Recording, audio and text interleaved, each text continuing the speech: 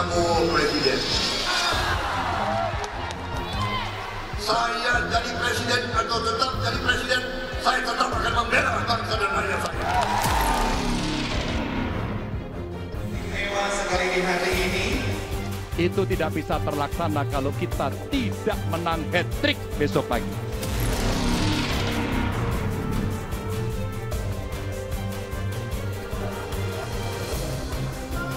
Itu kan pertemuan yang umum aja, karena PPSI ada rakernas.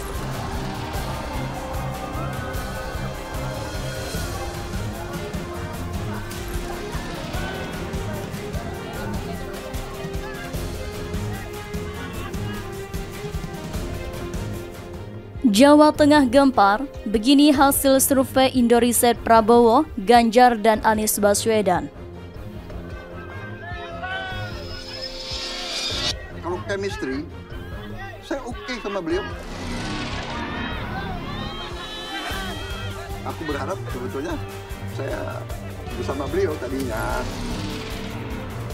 Lembaga Indoriset baru-baru ini merilis hasil survei terkait elektabilitas calon presiden di beberapa daerah dan temuan ini mengguncang peta politik Indonesia. Hasil survei tersebut mengindikasikan bahwa elektabilitas Ganjar Pranowo yang sebelumnya sangat kuat mengalami penurunan signifikan di Jawa Tengah dan Yogyakarta. Sementara itu, Anies Baswedan, Gubernur DKI Jakarta mengalami peningkatan elektabilitas yang signifikan dan ini tampaknya terkait dengan deklarasi Cawapres Muhaimin Iskandar atau yang akrab dikenal sebagai Caimin. Survei ini dilakukan dalam rentan waktu 11 sampai 18 September 2023 dan menggunakan metode multi-stage random sampling. Sampelnya dipilih secara acak dengan memperhatikan berbagai faktor seperti jumlah penduduk, distribusi sampel per provinsi, penduduk pedesaan dan perkotaan serta jenis kelamin. Dalam survei ini, sebanyak 1.200 sampel diwawancara secara tatap muka dengan menggunakan kuesioner terstruktur. Hasil survei ini memiliki margin of error atau MOE sebesar kurang lebih 2,8% pada tingkat kepercayaan 95% yang menunjukkan tingkat keakuratan data dalam survei tersebut. Menurut peneliti Indoriset Rocky Arbi, elektabilitas Anies Baswedan mengalami kenaikan yang cukup signifikan di Jawa Tengah dan Yogyakarta.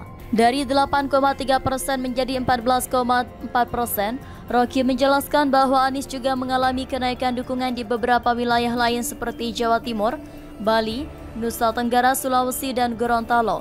Faktor utama yang dapat diidentifikasi sebagai penyebab kenaikan ini adalah deklarasi Cawapres Muhaimin Iskandar dan dukungan dari Partai Kebangkitan Bangsa PKB ke dalam koalisi. Ini terutama tampak dari kenaikan elektabilitas Anies di Jawa Timur yang merupakan kontribusi terbesar untuk peningkatan tersebut. Sementara itu, elektabilitas Ganjar Pranowo yang sebelumnya kuat mengalami penurunan di Jawa Tengah dan Yogyakarta. Rocky mencatat bahwa elektabilitas Ganjar turun dari 70,0% menjadi 65,6%. Selain itu, Ganjar juga mengalami penurunan di beberapa wilayah lain seperti Bali, Nusa Tenggara, Sulawesi, dan Gorontalo. Hal ini menunjukkan adanya stagnasi dalam upaya Partai Demokrasi Indonesia Perjuangan PDIP mencari cawapres yang sesuai. Hasil survei ini menjadi sorotan karena pergeseran elektabilitas yang signifikan dan dampaknya pada dinamika politik menjelang pemilu 2024. Kenaikan elektabilitas Anies Baswedan di beberapa wilayah utama dan penurunan elektabilitas Ganjar Pranowo yang sebelumnya dianggap sebagai salah satu kandidat paling kuat mengindikasikan bahwa situasi politik masih sangat dinamis.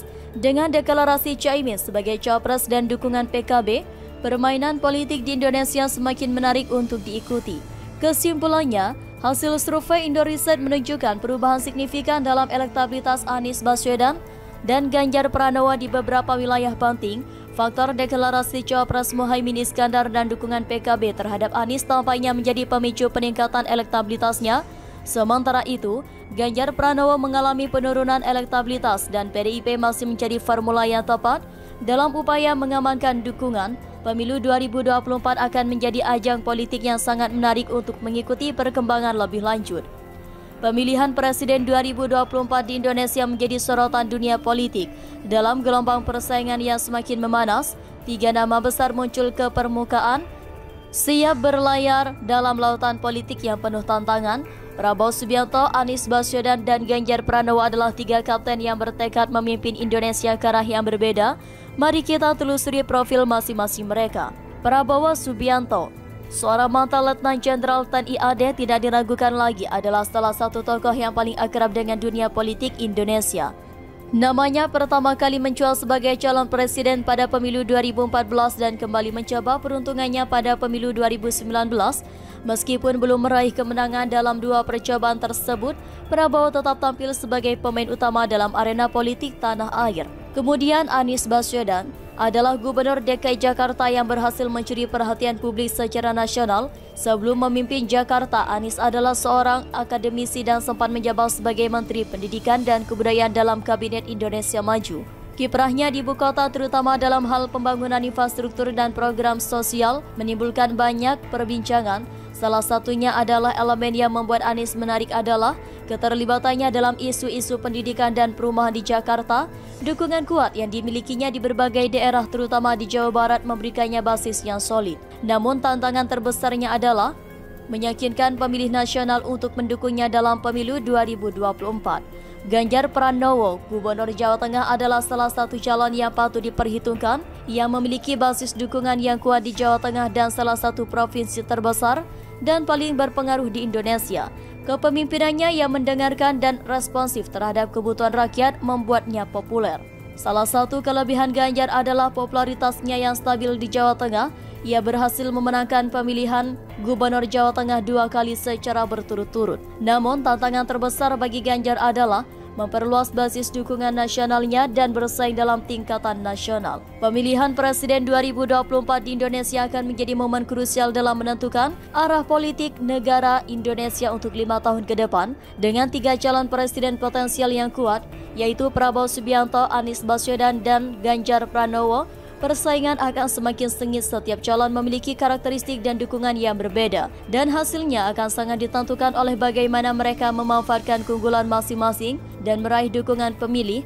Mari kita saksikan perkembangan politik selanjutnya dan siapapun yang terpilih, semoga dapat memimpin Indonesia maju menuju masa depan yang lebih baik. Salah satu poin terpenting dalam agenda Rakernas ke-6 adalah keputusan final terkait dukungan Projo terhadap calon presiden dalam Pilpres 2024. Panel Barus menegaskan bahwa keputusan ini bukanlah sembarangan keputusan, tetapi hasil dari konsolidasi yang melibatkan seluruh elemen Projo yang tersebar di seluruh penjuru negeri ini. Dalam rangkaian agenda Rakernas nanti, tidak hanya Projo yang bersemangat menghadirkan suara terbaik untuk calon presiden yang akan mereka dukung, tetapi juga para pemangku kepentingan nasional yang sangat antusias dalam menantikan hasil dari pertemuan ini. Namun pertanyaan yang mungkin muncul adalah bagaimana pengamat dan media luar negeri melihat momentum ini dan apakah mereka memberikan tanggapan atau komentar tertentu.